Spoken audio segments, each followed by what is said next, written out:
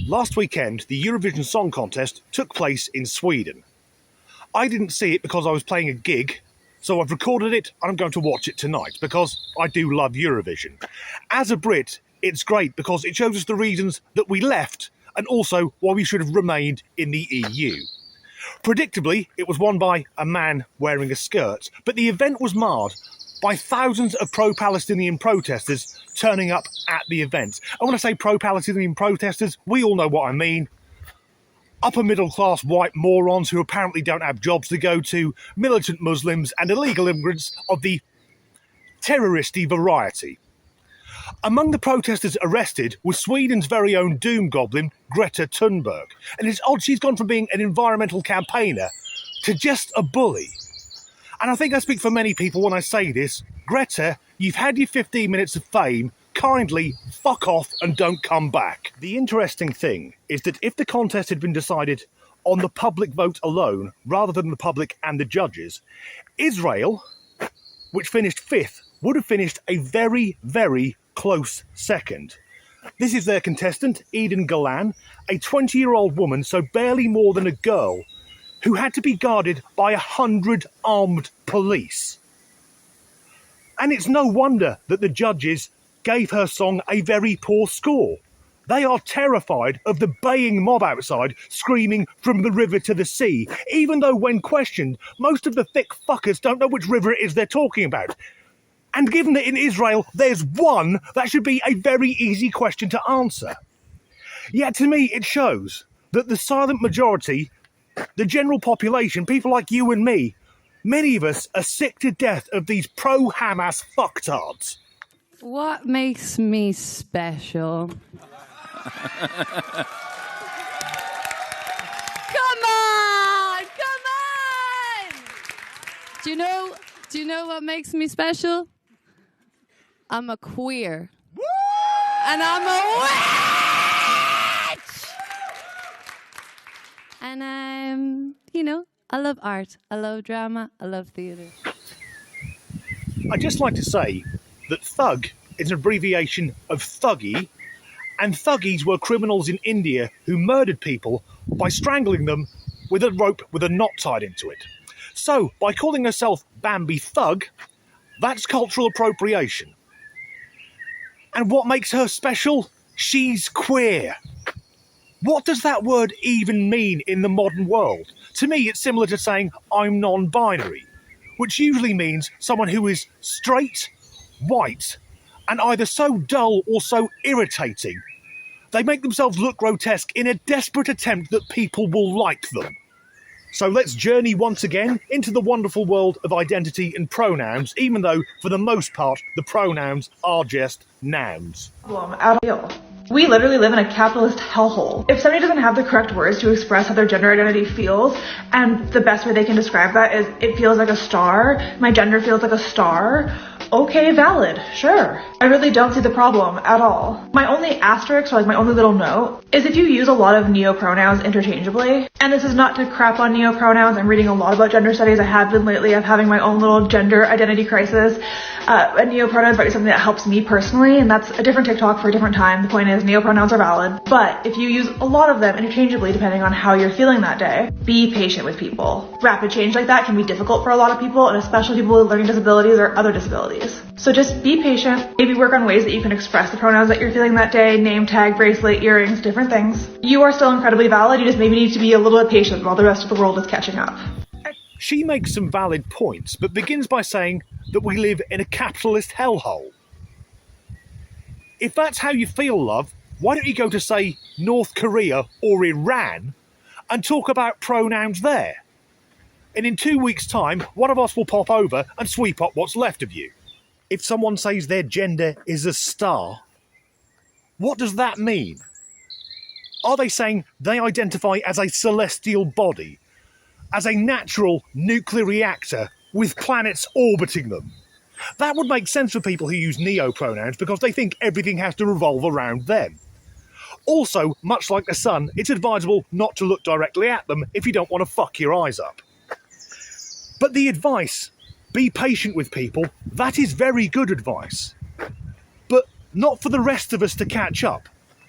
Because maybe, if they waited for a while, they'd see that calling themselves Z-Zim or whatever is actually very childish. I also think it's a great idea that they should wear pronoun badges to inform us of what they identify as day to day. Because if I see someone walking towards me with they, them written on them, I know here comes a fucking lecture I don't want and I can actively avoid them.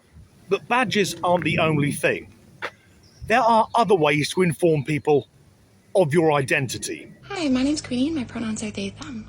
When I post about my gender identity and my sexuality, when I say that I don't want any labels, that is not an invitation for you to speculate on who I am or what I am.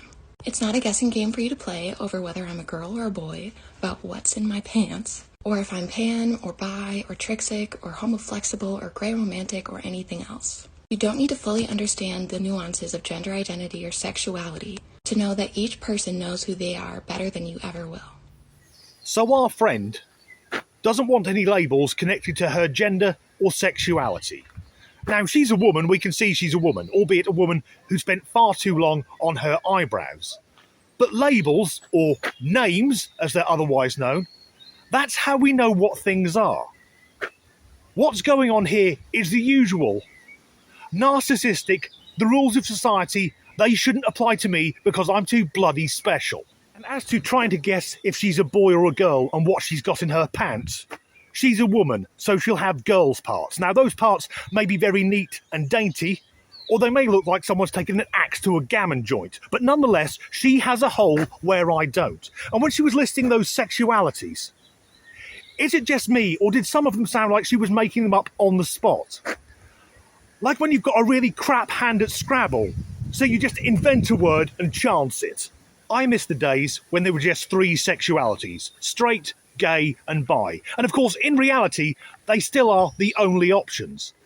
But for the disciples of the Church of Gender ideology, they have to keep making up new terms to make themselves appear interesting.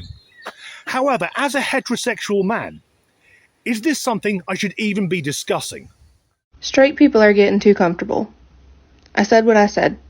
Some things are not yours to talk about, joke about, or say. And you should go back to being deathly afraid of offending people. Generally speaking, I don't give a shit about anyone's sexuality. Unless they're trying to shag me, then it becomes an issue. Well, it depends who's doing it.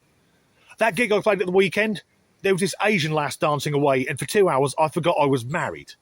Anyway, that woman, and I use the term extremely loosely, the female we've just seen, I don't know anything about her sexuality, but to me, I put her in the category of being unfuckable. And if it isn't just her personality putting people off, I imagine when things get intimate and she drops her knickers, it smells like walking past a fishmonger's on a hot day. But why do straight people need to worry about offending others and not be comfortable? Surely that should apply to everyone or no one. Or is it that being anti-straight is the new form of anti-white racism, inasmuch as certain people think it's acceptable? Once again, we're seeing someone playing the victim to actually be the aggressor. Honestly, I'd rather have a go on that Irish thing we saw at the start of the video than that angry woman just now. But I'm aware that so far we've only seen women, no matter what they identify as, and I don't want to be seen as sexist. So finally, we'll have a clip of a man. Now, I've muted this because originally it had Whitney Houston playing over the top, and my God, it was creepy.